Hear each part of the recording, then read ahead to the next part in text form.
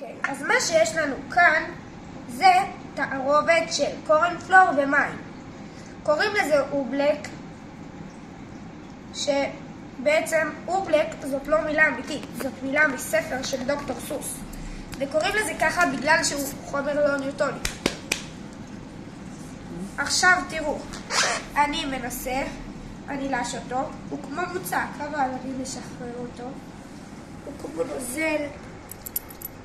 ושוב. כמו נוזל. אז מה שקורה הוא שהמולקולות של המים שהן בצורה של כדורים והמולקולות של הקורנפלור שהן בצורה של דיסקיות לא מתערבבות ביחד. מה שכשמערבבים אותם אז לא באמת מצליחים לערבב אותם, זה יוצר דיסקיות, שכבה של דיסקיות וכדורים, שכבה של כדורים, שכבה של דיסקיות, שכבה של כדורים.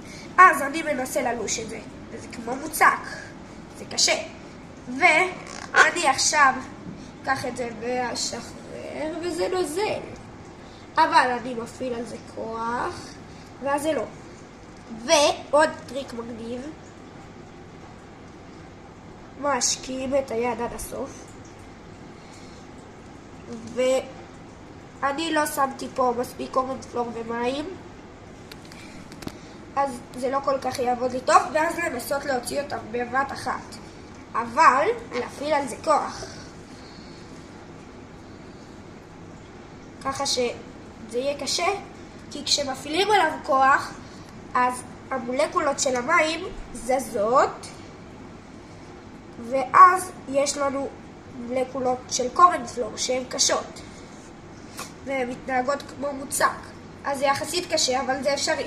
ותיתנו לזה אגרוף, המולקולות של המים זזות החוצה, הצידה, לא החוצה, וזה מתקשה בגלל הקורנפלור. רואים פה את זה, אוי נפל לי, תראו, זה נראה כמו נוזל, נכון? אם משקיע בזה את היד זה נוזל, אבל אם נגיד תבואו לזה ככה בכוח, אז זה בקושי מסיר סימונים על היד.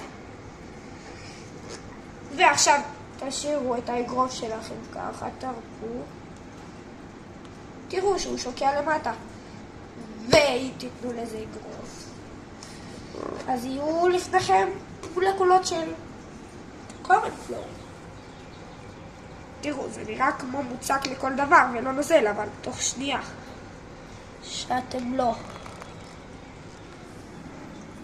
מפעילים עליו כוח, זה כמו